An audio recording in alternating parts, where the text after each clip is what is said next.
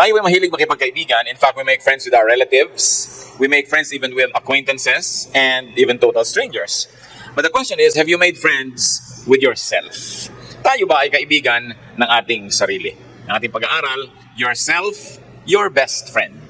Thank you, Father, for life. Thank you for energy, and thank you, Lord, for all the blessings you give us. Salamat sa iyong mga binibigay na mabubuting bagay sa amin, sa iyong pagtutuwid. Salamat, Lord, sa inyong pag-ibig sa amin at sa inyong pakikipagkaibigan sa amin sa pamamagitan ng iyong anak na si Jesus.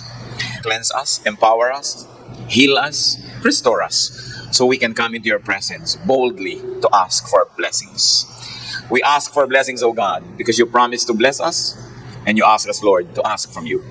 Nawa ang inyong pagpapala ay maging malinaw sa amin, turuan niyo po kami, at ang hiwaga na yung salita, magkaroon ng application sa buhay namin.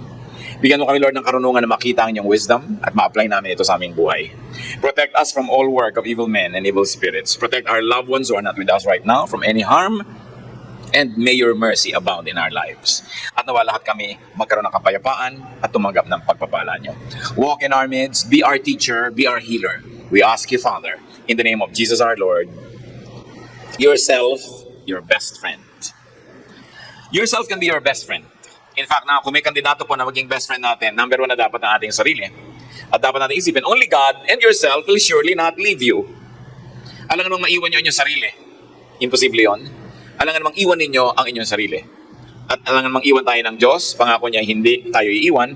So kung mayroong dalawang hindi mawawala sa ating buhay, ang Diyos at ang sarili natin. Joshua 1:5, sabi ng Panginoon, I will never leave you nor forsake you. And we claim the same promise for all people who are putting themselves under the Lordship of our God. Matthew 28:20, surely I am with you always to the very end of the age. So yun ang Panginoon at yun ang ating sarili kasama natin. What is important is to develop friendship with yourself. Bakit po natin yan nasasabi? Sapagkat napakaraming mga tao tayong naobserbahan sa buhay, sa counseling, na hindi talaga nakikipagkaibigan sa sarili. Sila ang number one na sumisira sa sarili nila. Sila ang number one na sumisira ng kanilang loob. Sila ang number one na nagre-reject sa kanilang mga sariling kagustuhan. Sila ang pumipigil sa kanilang mga sariling hangarin. How can we be a good friend to ourselves? How can you be a good friend to yourself?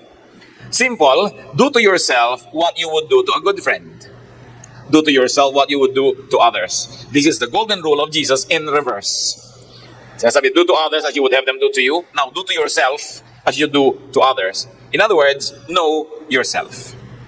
Wala namang tunay na magkaibigan, liba na lang sila'y magkakilala. Kasi kaya mo nalalaman at nasasabing kaibigan mo isang tao, kilala ka niya, alam niya ang yung pagkatao, pero tinatanggap ka pa rin niya, minamahal pa rin niya, kaya kaibigan.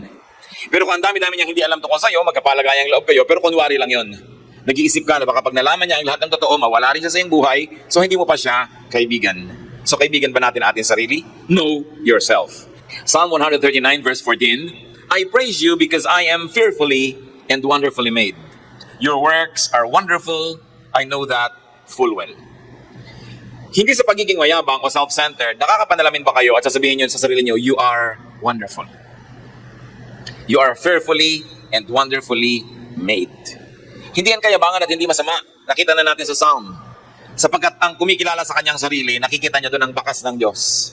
Nakikita niya yung imprint ng Diyos na lumikha sa kanya. Nakikita niya ang mga katangian ng Diyos na nakatanim at naghihintay lamang na maalagaan, yumabong at mamunga. Pinupuri kita, O Diyos, sapagkat ako'y kahanga-hanga ang pagkakalikha mo. Pero nasasabi lang po yan ng isang taong kilala niya ang kanyang sarili. Meron hindi kilala ang sarili niya, kaya sobra niyang pinupuri. Pero meron ding hindi kilala ang sarili, kaya sobra niyang pinipintasan. Ano po ang ibinibigay niya sa inyong sarili? Puro na lang pag-alipusta, panghahamak, puro mga sana ganito ako, sana hindi ako ganoon, sana si ganoon na lang ako. Hindi mo masabi-sabi sa sarili mo, I am fearfully and wonderfully made. Kaya napakahalaga po, kilalanin ang sarili. Hanapin yung mga talent na ibinigay ng Diyos, hanapin ang mga katangian, hanapin yung napakagandang mga bagay na nandyan. Kung hindi pa lumalabas, naghihintay lamang na bigyan ng pansin para ito ay ma-develop. Know yourself. But how can you know yourself when you are very busy trying to watch other people's lives? Paano mo talaga na masusuri ang iyong sarili kung hindi ka nagbibigay ng panahon para pag-aralan ito? Suriin na yung mga ginagawa at mga nagiging bunga nun, kundi abang ka ng abang sa buhay ng may buhay. Very important part of knowing yourself is to know your strengths and to know your weaknesses. Hindi tayo perfect. Pero meron tayong mga strengths. May mga lakas, may mga katangian ng tao, bagamat may mga kahinaan at kuminsan ay kapintasan. Si Paul, anong kanyang nasabi tungkol sa kanyang pagkakilala sa sarili niya? Philippians 3:4-6. If anyone else thinks he has reasons to put confidence in the flesh, I have more. Circumcised on the 8th day, of the people of Israel, of the tribe of Benjamin, a Hebrew of Hebrews, in regard to the law, a Pharisee, and for zeal, persecuting the church, as for legalistic righteousness, faultless. Sabi niya, kung meron sana na may karapatan dito na magsabing ako, okay, ako na yun. Sabi niya, kung meron dapat magbigay ng confidence o pagtitiwala doon lang sa achievement ng tao, sabi ako na yun. Hudyo ako, sabi niya gano'n. I was circumcised on the 8th day according to the law of Moses and according to the tradition of our nation. Sabi gano'n.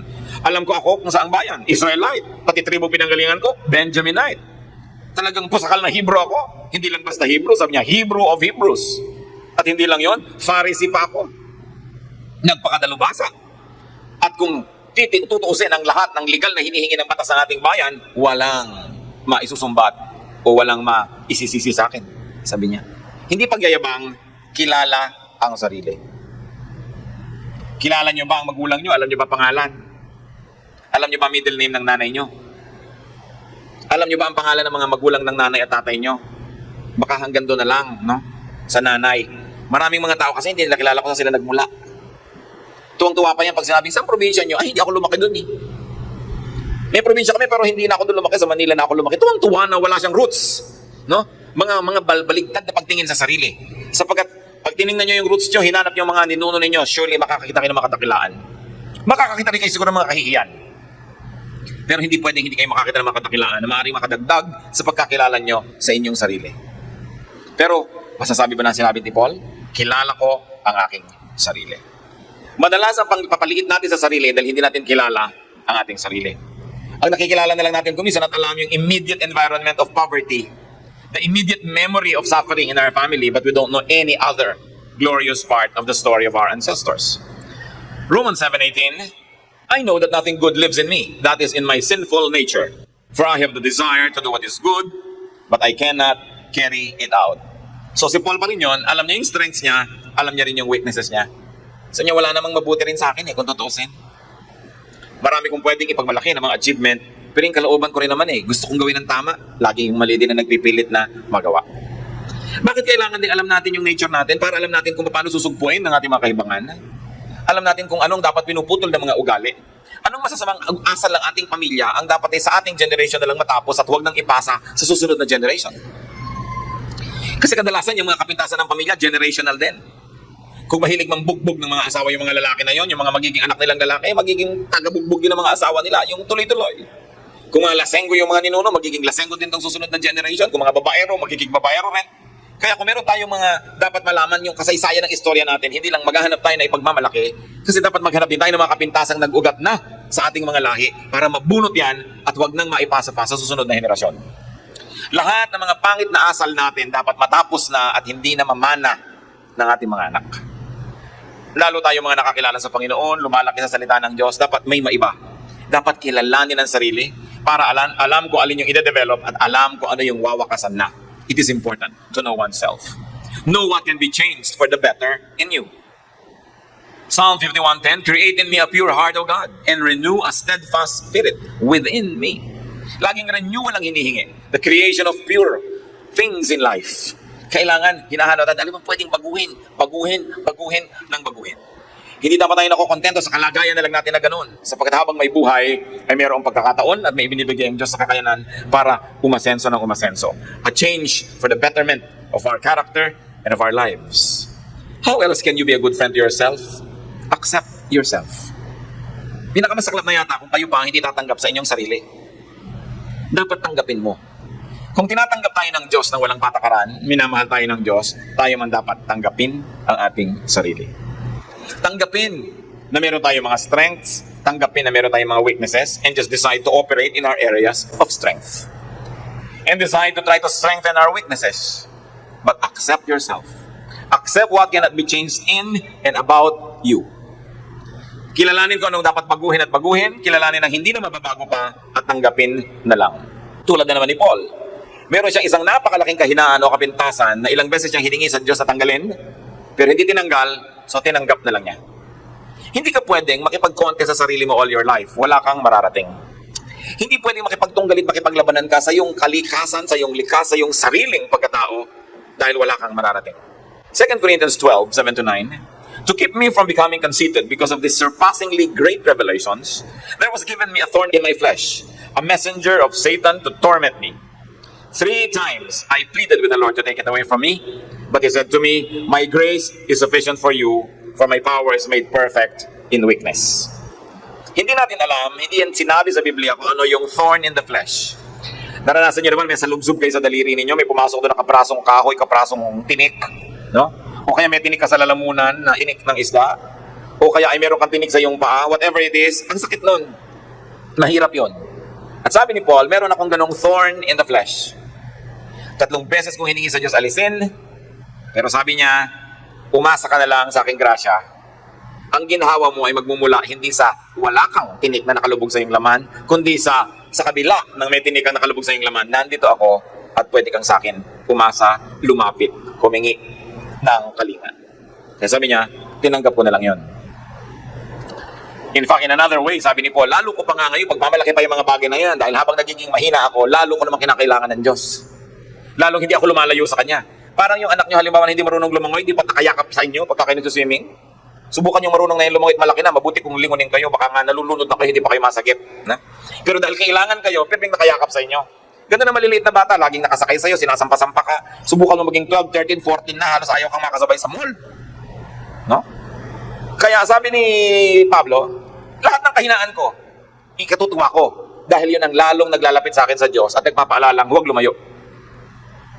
Kaya ano man ang mga kahinaan natin mga kapatid, kung talagang hindi na yun mababago pa, nandiyan na, tanggapin, at sa katunayan, balid na rin ipagpasalamat. Dahil nandiyan yan, nakakatiyak tayo, hindi tayo magmamalaki sa Diyos at hindi tayo lalayo. Dahil kailangan natin siya.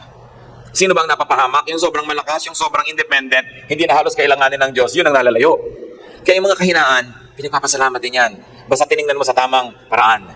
Yung halimbawa, meron ka hindi maipagmalaki na part of your anatomy, isipin mo na lang na kung naging sobrang maganda ka dyan, baka ang yabang-yabang mo pa eh. So ngayon, hindi ka makapagyabang, naobliga ka maging humble. No?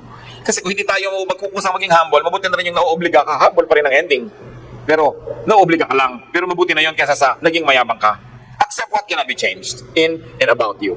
You cannot be friends with yourself if you're forever trying to be someone else. And then accept your strengths and your assets. Philippians 4:12-13. I have learned the secret of being content in any and every situation, whether well-fed or hungry, whether living in plenty or in want. I can do everything through Him who gives me strength. Sabi ni Paul dito, natutunan ko na ano man ang mangyari, magpasalamat. Ano man ang mangyari, makontento. At ano man ang sitwasyon, hinahanap ko kung ano yung blessing. Total, sabi niya, pagkasama ko si Kristo, wala naman ako hindi magagawa. Lahat ay kaya kong harapin pag siya ang aking kakampi, pag siya ang aking kasama. And Jesus is our strength. God is our asset. No? Na nagsabing, hindi kita iiwan kahit kailan. Why don't you accept that as part of your strength? Nakakampi mo ang Diyos, naanak ka ng Diyos, at nangako ang Diyos na hindi ka iiwan. Pag nagsuswot analysis ka ba, tinitingnan mo kung ano yung mga strength, mga weaknesses, ano mga opportunities mo at mga threats sa buhay, kasama ba sa strength yung Diyos? When you sit down and count your blessings, mga bilang mo ba, kotse, silya, pera, hindi ba number 1, Diyos? God is within me, God is on my side. So, strength yan. And once you realize that God is in you and that God will never leave you nor forsake you, you will learn to accept any situation. Probably not always happily, but always hopefully. And then you'll be able to accept even that which you cannot change. Then you've got to accept your weaknesses and liability. Ulit-ulit lang natin para lalo natin matandaan. 2 Corinthians 12:10. For Christ's sake, I delight in weaknesses, in insults, in hardships, in persecutions, in difficulties. For when I am weak, then I am strong. Sabi niya, dahil kay Kristo, natutunan kong ipagpasalamat at ipagdiwang maging mga kahinaan. Sapagkat kung na kay Kristo ako, yung kahinaan ko magiging strength dahil isusuko ko sa Kanya. Kadalasan nga po, yung ating mga strength ang nagiging weakness na pag hindi isinuko sa Diyos. Pagka sumigi ka ng sumigi na hindi kumukonsulta, hindi sumasangguni, hindi nagsasabit sa Diyos, yan ang nagiging weakness, yung dating strength. Dahil na ipagyayabang sa Diyos. Samantalang yung weakness mo na lagi mong inilalapit, yun ngayon ang pupunuin ng Diyos, nagiging strength. So kahit kasuan sumuling, kapatid, kung ikaw'y na kay Kristo, blessing. So bakit ka magrereklamo? Bakit hindi mo tatanggapin ang kalagayan at bakit hindi mo tatanggapin ang iyong sarili? How else can you be a friend to yourself? Nourish yourself. Nourish your body. Nourish your mind. Nourish your soul, your emotion, your spirit. 3 John 1:2, I pray that you may enjoy good health and that all may go well with you, even as your soul is getting along well. Part ng pagiging makadiyos, mahalin mo ang yung sarili na ibinigay sa iyo ng Diyos. Hindi yun masama. Ang masama lang kung nilalamangan mo na yung kapwa para mahalin mo ang yung sarili.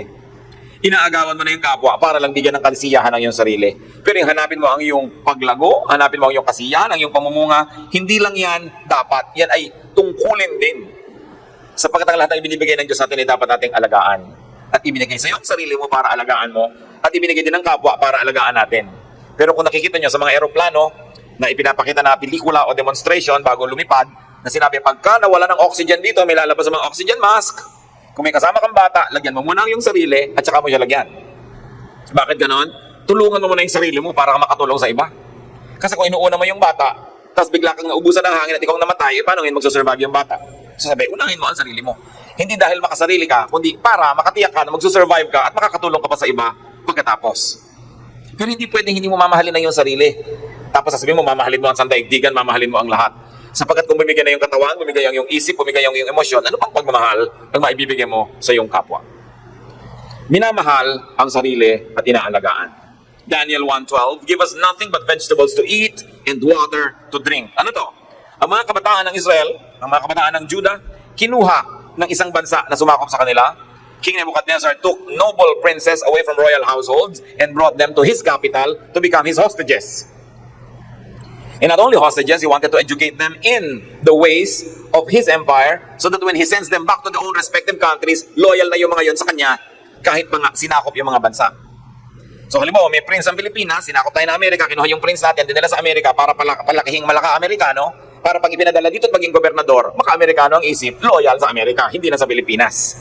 Ganun ang ginawa nitong si King Nebuchadnezzar sa mga prinsipe ng Judah. At sila Daniel, pinapakain niya ng mga pagkain ng hari, masasarap ng mga alak, masasarap ng mga putahe, tinanggihan nila Daniel. Kasi una, ayaw nilang masanay sa pagkain na yun dahil hindi maganda ng pagkain nila, baka mapalitan ng culture nila.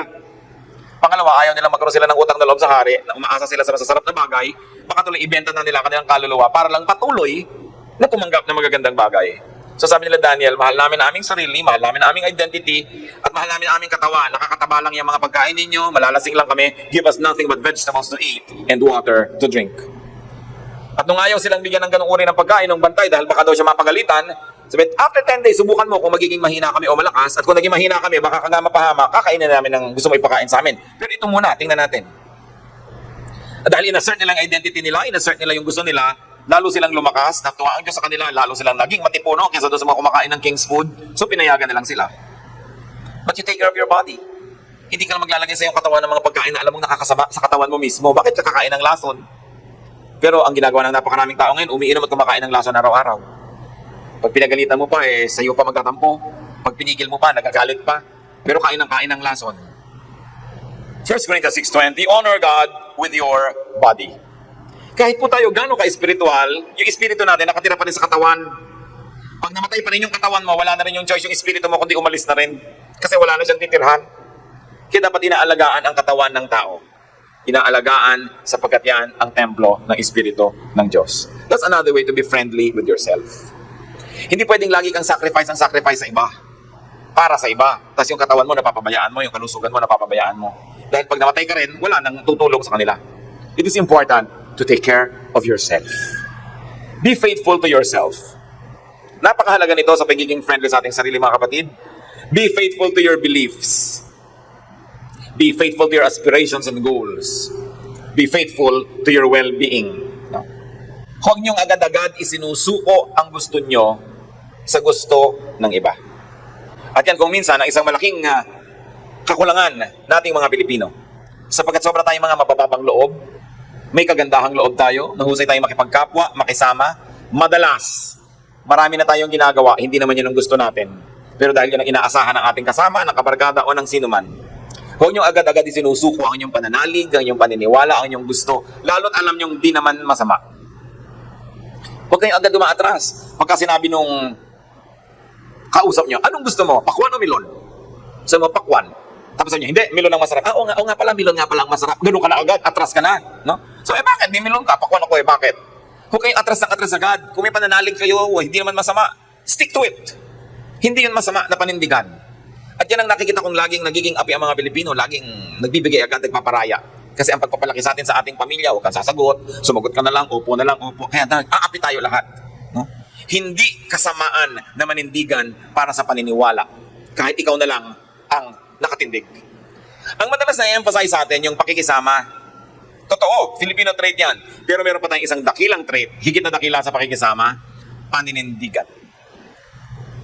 It's an institution in Philippine society. Maninindigan ka kahit nag-iisa ka dahil naniniwala ka doon. Tingnan niyo po si Daniel, ipinagbawal sa kanila na manalangin sa loob ng so and so period. Doon ka lang daw magdadasal sa hari ng Babylonia dahil sila captive. Napigil ba siya? No. Binubuksan pa niya yung bintana na karap sa Jerusalem, doon siya mananalangin, kaya nakita siya ng mga agent ng hari at siya hinuli. At sinabi, bakit yung nagdadasal? Sa'yo ng Diyos ko eh. Nanindigan siya. Kaya siya ay itinapon sa kulungan ng mga leon. Suddenly, Daniel's name was on the menu at the Lions Club. No? Pero ano nangyari? Nawala ng gana ang mga leon nung siya ang kakanin. Kahit sila gutom na gutom, hindi nila pinatulan itong pagkain na si Daniel. Ibinless siya ng Lord kasi nanindigan siya. Yung mga kasama niya rin sa Babylonia na mga kabataan, si Shadrach, Meshach, and Abednego, nagutos ang hari, pag tumugtog ang mga trompeta, mga tambol, lahat yuyuko sa rebulto ng hari o rebultong ito ng Diyos-Diyosan na kailangang sambahin. Dahil ayaw nilang sumamba, dahil sumasamba sila sa Diyos ng Israel, nang tumugtog, nagluhuran ng lahat, silang tatlo lang nakatirang nakatayo. Dramatic very cinematic. Nahuli sila. Anong ginawa sa kanila? Inihagi sila doon sa oven, nagawaan ng bricks. Kasya ang tao doon kasi sinasalansan mo yung mga bricks sa loob bago mo painitin ang oven na ito. So, ano nangyari? Sinamahan sila ng Diyos sa loob. At nakita ng hari, bakit hindi nasusunog yung mga sinusunog natin at may kakaibang karakter na kasama sila sa loob? At ang natakot ay yung hari, so, uy, sige lumabas na kayo, joke only. At hindi sila nag-amoy usok. Nanindigan sila. Sinamahan sila ng Diyos. Pag maninindigan kayo para sa totoo, hindi kayo nag-iisa kahit kailan kasi kasama nyo ang Diyos. Now, one word of caution, iba naman yung paninindigan para sa mga core beliefs. At iba naman yung dahil nang-aasar kaya ka lagi na lamang na sumasalungat sa kapwa. Iba naman yun. Iba naman yung nagpapakyut ka lang na lagi ka na lang kontra sa lahat. Iba yun. Pero yung core beliefs mo, naninindigan ka doon, alam nga namang isuko mo yung core belief mo. Sino ang maninindigan para doon? Iba? No. If you will not stand up for your core beliefs, nobody will. Kaya kailangan, hindi mo isinusuko yun agad-agad. Napaka-importante na iginagalang mo ang sarili mong paniniwala na hindi mo agad-agad na pinabubura sa iba. Hindi mo agad-agad inihihingi ng tawad na meron kang ibang paniniwala. Kung yun ang paniniwala mo, it is your right to believe in it. Napakahalaga lang sa ating mga Kristiyano, chinecheck mo sa Biblia kung yung paniniwala mo, biblical or godly. At kung biblical o neutral, hindi naman kontra sa Bible, stand up for it.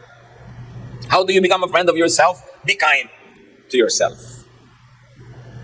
Sabi ni Solomon na napakarunong, Ecclesiastes 7:16, do not be over-righteous, neither be over-wise. Why destroy yourself? Nakita nyo? Sabi, huwag ka sobrang righteous. Masisira ka lang. Ngayon, huwag ka naman masyadong maging sobrang talino. Hindi ka lang mag-enjoy sa buhay. Pero sinabi rin niya, don't be over bad. Ha? Sabi niya, a man who is godly will avoid all extremes. Sabi niya, sa gitna ka lang, huwag ka extremist. Ganun ang buhay.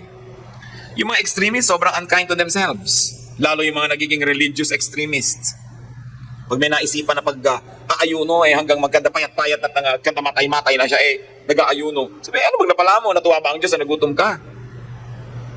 Ngayon, kung mag-aayuno ka para magkaroon ka ng oras manalangin, hindi ka na mamamalengke, magluluto, maghahain, maghuhugas ng plato, di okay, mag-ayuno ka. Pero yung wala naman dahilan, ginugutom ang sarili mo, dahil akala mo kinakatuwa ng Diyos. Bakit?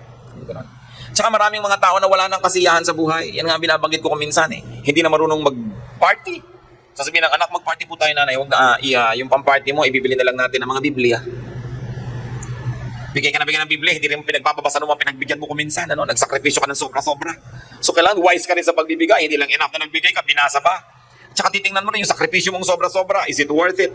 Of course, it's always worth to give the word of God, but you've got to apportion your resources. Alam nga namang lakat na lamang ng kinita mo, inilagay mo sa misyon, tapos hindi na kayo kumakaing mag-anak. No? Wala na kayong kasiyahan sa buhay. Kaya meron kang konti nito, konti noon, konti nito. Kaya sabi ni Solomon, do not be an extremist. Do not be over-righteous. Meron pa na wala nang kakainin, ihuhulog pa lahat doon sa offering, yung kanilang pera. Bakit mo naman gagawin yun? Di magtira ka para sa sarili mo kung talagang wala na. Yung iba naman kasi, ginagawa nila yung puhunan, ay inilagay ko lahat, maobliga ang Diyos na lalong paramihin yan. So kung minsan, hindi rin naman napakaganda nung layunin, na namumuhunan lang pala para tumubo. Kasi sabi natin, don't be an extremist, even in what you do. No? Yung iba naman, pag dadasalin mo lang para sa pagkain, lumamignat na panis na ang pagkain, hindi pa tapos ang dasal, extremist talaga. No? Madadala ka sa susunod, huwag yung pagdadasalin ito. No? Dahil ang haba, merong mga sobrang righteous, ayaw nila manigarilyo, lahat na lang naninigarilyo, pinagalitan. Hindi huwag ka manigarilyo, pakialam mo doon sa iba. Ang katawan mo, butbit mo yung katawan mo. Yung ginagawa ng kapwa sa katawan niya, pananagutan niya yon. Gusto mo magturo, gusto mo mag-inspire, yes. Pero kung pestehan ng mga tao na mamuhay sa paraan na ikipinamumuhay mo dahil ikaw yun eh. Kung nakarating ka na sa ganung level ng pagkaunawa, ganung level ng commitment, ang dami mong dinaanan para marating doon. Dinaanan ba yun ng kapwa mo? Ba't hinahanap mong nandun din siya sa level na yon? At yun kung minsan, mga kapatid, ang napakahirap sa mga Kristiyano. Ina-assign natin sa iba yung ating paninindigan. Kaya mga kamag-anak natin kung minsan, ang tingin sa mga born-again Christian, salot. Hoy, ayan na naman si Salot, mag-uwian na nga tayo. No? Kasi kahit na dumudugo siya at may mga sakit-sakit, Bible study muna tayo, unahin natin ang salita ng Diyos. Pati mo muna ako lagyan ng kurita sa sugat ko para ako gumaling, unahin ang salita ng Diyos. This kind of extremism, wala sa lugar, wala tuloy matuwa sa ating kuminsan eh. No? Na merong kamag-anak na namatay dadali sa simbahan kung ano ayaw pumasok sa loob, akala man impyerno yung papasukin. Samantalang doon nga siya lumaki. No? Akala mo napakalaki ng kawalan sa kanya na makitungo sa mga kamag-anak na nalulungkot dahil naninindigan. Ito yung paninindigang sinasabi ko mga kapatid na not worth it. No? Hindi naman masasaktan yung kaluluwa mo na ikay naging magalang at makapagkapwa lalo sa mga nalulungkot.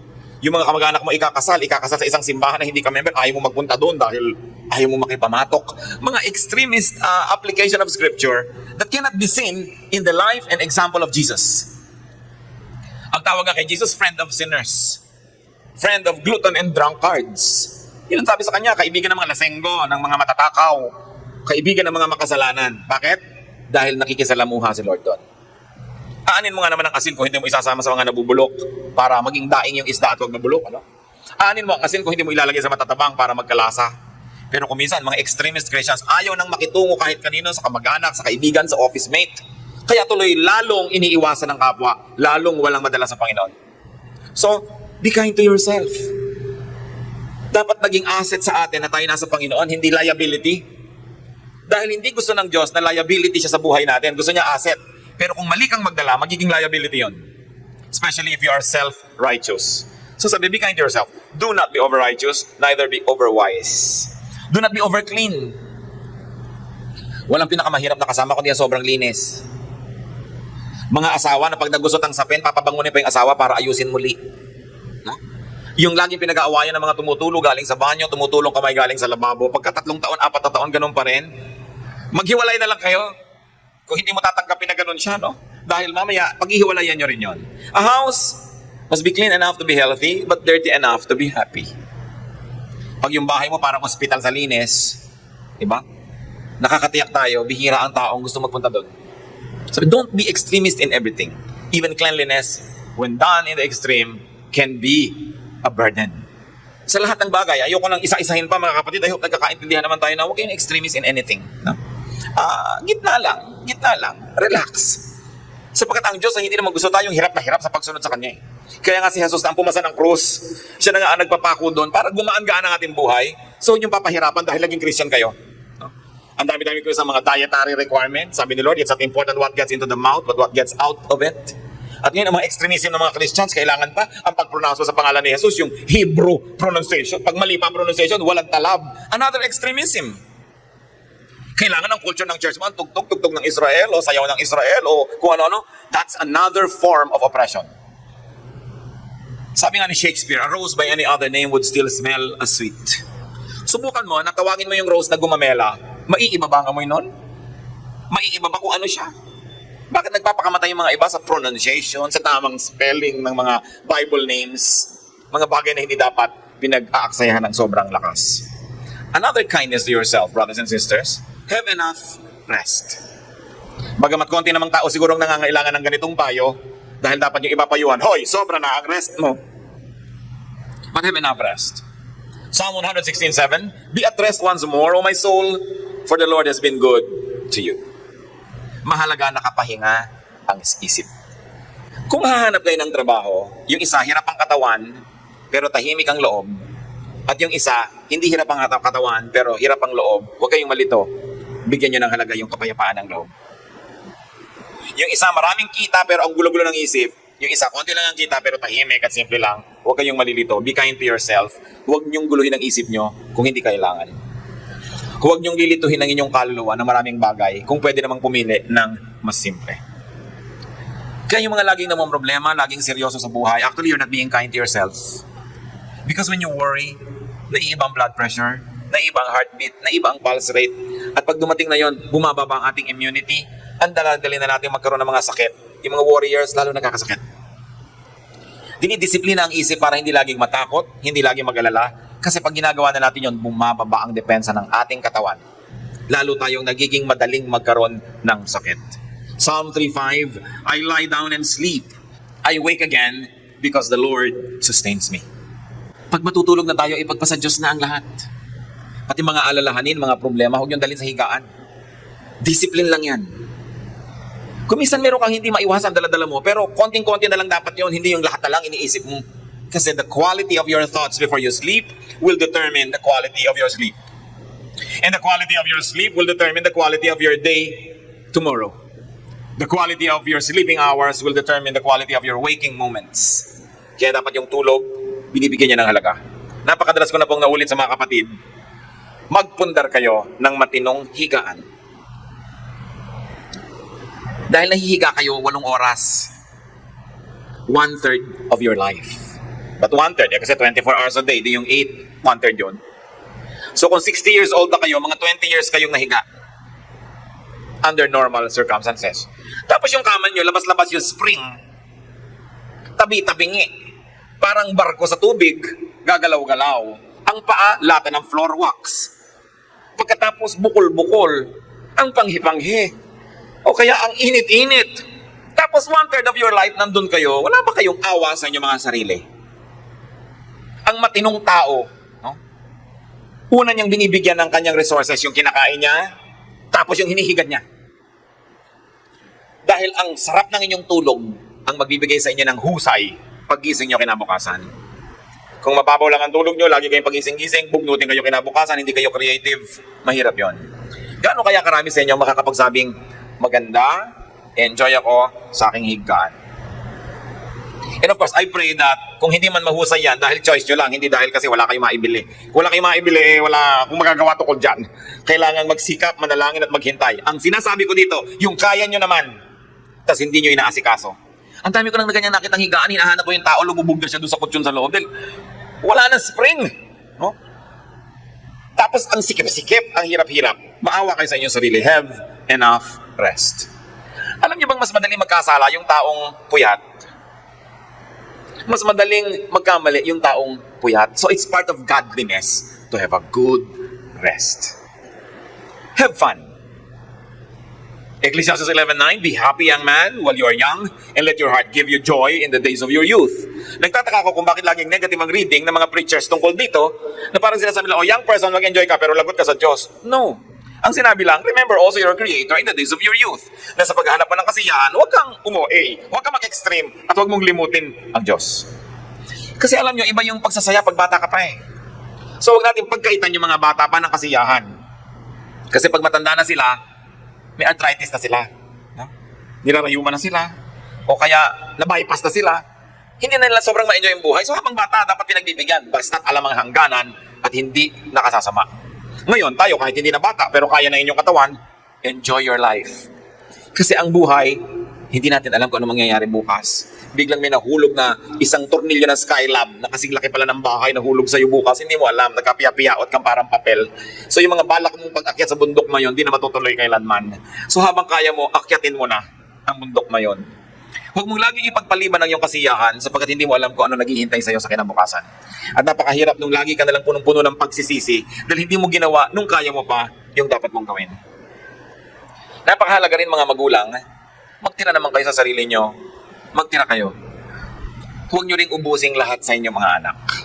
Hindi yan pagiging makasarili. Yan ay pagiging mapag-isip lang. Napakarami na nating nakita mga magulang na isinalalay na lang ang buong pagtanda nila sa habag ng anak. ang nalimutan nila ay magkakaroon sila ng manugang na maaaring hindi mahabag sa kanila. Diba? So bakit mo ilalagay yung buong future mo sa kamay ng anak mo na kalahati ng buhay niya ay hawak na kanya magiging asawa? Nakakatiya ka ba?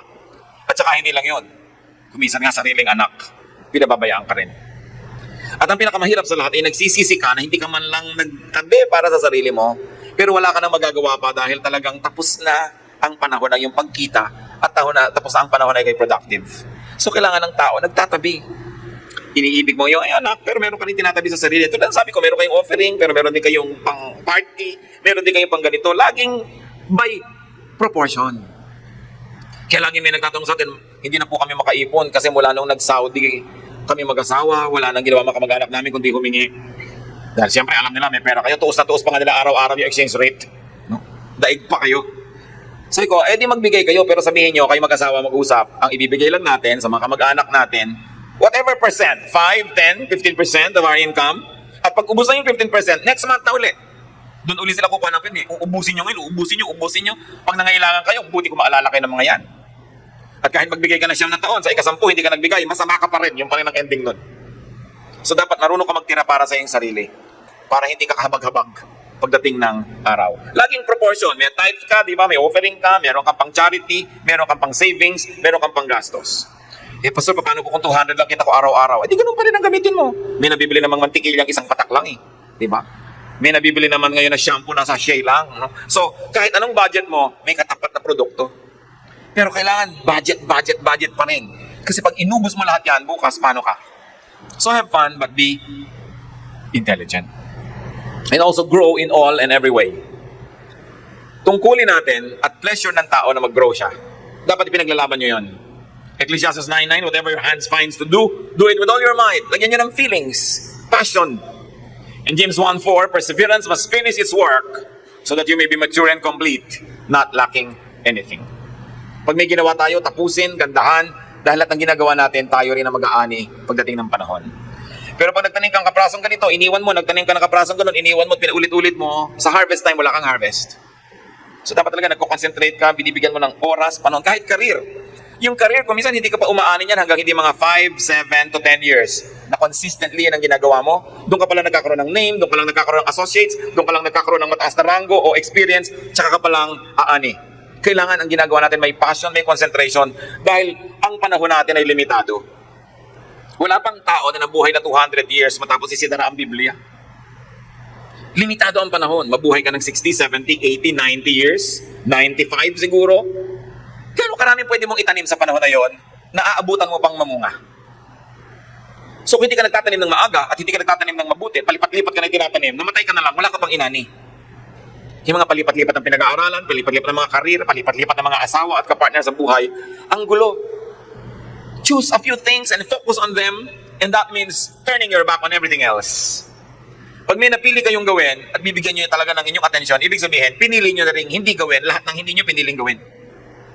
So huwag nyo ng panghinayangan yon. Yung iba nagkasawa na, ano kaya nangyari sa buhay ko kung ito ang aking pinakasalan? Hindi nga yan ang pinakasalan nyo, so huwag nyo nang isipin, pampagulo lang yan sa isip. Panindigan nyo na yung ginawa nyo ngayon. Dahil total, nagtanim na kayo dyan, alagaan nyo na, lagyan nyo na ng fertilizer, dyan na kayo aani. Hindi pa iba-iba, papalit-palit. A rolling stone gathers no moss. At ito, gusto kong sabihin sa mga young adults, lalo sa mga youth. Kasi kung ikaw naman yung nasa alas 4, alas 5 na lang yung buhay, parang wala ka na rin masyadong magagawa para palitan yan eh. Kaya mahalaga habang bata nag-iisip ka, ano bang gagawin ko sa buhay? Ano magiging kahulugan ng buhay ko? Anong gusto kong itanim talaga na matataniman ko, maalagaan ko at aabutan kong namunga sa aking buhay? Mga elemento ng buhay. Napakahiwaga ng buhay, napakaiksi, but it is always long enough if only we would be wise. Ito po ang aking mga lahat ng binanggit na to be a friend to yourself. This is not for the already selfish, alright? But this is for those who are good to others, but not to themselves. Lahat ng binanggit ko, para sa mga taong ang bait sa kapwa at sa sarili, hindi. Pero kung dati nyo nang hinahangaan at minamahal at pinagbubunyian yung sarili, hindi ko sa inyo sinabi lahat ng narinig nyo. Dahil baka lumala lang kayo. Diba? Pero para sa taong hindi minamahal ang sarili, tapos ang galing-galing magmahal sa kapwa, dapat may balance. Ecclesiastes 4:8, there was a man all alone. He had neither son nor brother. There was no end to his toil, yet his eyes were not content with his wealth. For whom am I toiling? He asked. And why am I depriving myself of enjoyment? This too is meaningless, a miserable business. Maraming ginagawa ang tao pagkapagod na wala namang ikabubuti. At kapabasa ko pa lang sa isang international magazine, merong isang super milyonarya sa Amerika na namatay, nagpamana ng milyon-milyong dolyar sa kanyang aso. Nabalitaan nyo? Aso. Tagapagmana ng milyon-milyon. Paano kaya uubusin ng aso yon? At nalaman naman kaya nung aso na pinamanahan siya. Mga bagay na mas maganda sana at mas nagkaroon ng kabuluhan. Kaya napakahalaga po mga kapatid, sa lahat ng ginagawa natin sa ating pagpapasya, sumangguni sa Diyos. Pairalin ang karunungan ng Diyos sa ating buhay para tayo mailayo sa ganitong mga kahibangan, sa ganitong mga pagkakamali. At kumisan tayo man yung ating time, talent, treasure, nalalagay sa kumbaga parang aso rin, parang hindi dapat doon eh. Kumisan napakarami mong pag-ibig na inuubos sa taong hindi naman dapat ibigin. No? Napakarami mga pagpapakasakit at pagpapakamartir na parang tubig na inilalagay mo sa isang latang butas. Wala ring registration. Kahit anong paghihirap at pagpapakasakit mo, binabaliwala ka rin. Ba't mo sasayangin ang buhay mo sa ganung uri ng pagpapakamartir? Bakit mo sobrang papahalagahan ng taong di nagpapahalaga sa'yo? Bakit hahabol-habulin mo yung takbo ng takbo, di napagod ka lang? Bakit mo pinipilit na ibigin ka nung ayaw sa'yo? Di ayaw niya, wag. Wala nang isang kahabag-habag pang higit doon sa taong hindi naman minamahal. Pinipilit magpalimos ng pag-ibig. So lalo kayo na mga wala pa mga asawa, pinipilit yung magkaasawa. Kung hindi darating yung Mr. Right, kahit yung Mr. Right na, pwede na. Di wala. Kesa kung sino na lang, papayag na lang kayo para na lang matuloy. Para maisuot nyo yung wedding gown yung binili nyo sa Eloise. Di wala. No? So isang malaki pong pagsasayang ng buhay mga kapatid, yung mamalimos ka ng pag-ibig. Kung ayaw ba sa'yo, di wag. Huwag kang magpakaaba. Huwag kang mamalimos. Kasi yung taong hindi umiibig sa'yo, habang namamalimos ka ng pag-ibig niya, lalo lang nanditiri sa'yo. Lalo lang nawawala ng gana sa'yo. Sabi nga nila sa Laguna, naadwa lang sa'yo yan. Diba? Kasi kung hindi ka likas na mahal, wala kang magagawa tungkol doon. Ituring mo na lang at ibali mo ngayong atensyon sa paggawa ng kopra. Meron ka pang magagawang bukayo. Huwag sayangin ang buhay sa isang pag-ibig na hindi sinusuklian. Naintindihan niyo ako? Kung hindi kayo mamahalin, huwag niyo na lang mahalin masyado. Diba? Ang dami ko lang nakitang tao, kawawa naman, yung talaga ang buong buhay, i-focus na lang sa isang taong di naman siya mahal. Bakit? Mahalin niyo ang Diyos, mahalin niyo ang inyong sarili, para pa lang kayo matutong magmahal ng tamang paraan sa kapwa. No? Hindi ipinapaaba, hindi ipinapaapi, at hindi ipinapabaliwala ang sarili kasi tayo ipinapahalagahan ng Diyos. Pag di natin iginalang at pinahalaga nating sarili, para na rin nating di ginalang ang Diyos na nagpapahalaga sa atin. Women, you must respect your teacher. Men folk to respect you. No? Hindi ko man nakita yung nanay nyo dati kahit binabato ng kalan ay pumapayag. Ipapayag din kayo. Diba? Dahil hindi yan nakagustuhan ng Diyos, hindi yan ang ibig sabihin ng submit to your husband na pinapakulungan ka sa kawali eh. Payag na payag ka. Discover, rediscover yourself. And be the friend that you can be to yourself. Yung kanta na, I've been to paradise but I've never been to me. I wonder if you know the line of the song, but there's a lot of truth in it. You've got to be able to go into yourself. To know yourself. You know why? Because you will find God there. And you will be able to say, I am fearfully and wonderfully made. Diyos namin sa langit. Suriin mo po ang aming puso kung kami nagiging matapat sa inyo. Kung kami ba'y good stewards of ourselves. Ang aming katawan, ang aming emosyon, ang aming mga aspirations na ipinagkatiwala mo sa amin, ay amin bang inaalagaan o pinagtataksilan? Habang ayaw naman namin Diyos na maging mayabang, ayaw namin maging selfish and self-centered, but teach us to have a healthy value that we attach to our being human, to our being your temple, to our being your children. Magbulay-bulay tayo mga kapatid kung meron dito na maliit ang pagtingin nyo sa inyong sarili. Inaakala nyo wala kayong halaga o kaya ay kulang ang inyong halaga. Mag-isip-isip kayo. Jesus died for you. You are valuable. God created you and God sustains you. You are valuable. Hindi ko ito sinasabi doon sa mga napakalaki naman ng pagtingin sa sarili. Kailangan naman nun para mag-balance ay pababain ang sarili. Pero kung sobrang babatingin natin sa ating sarili, hindi yan maka-Diyos. Pagsisihan, ilapit sa Panginoon,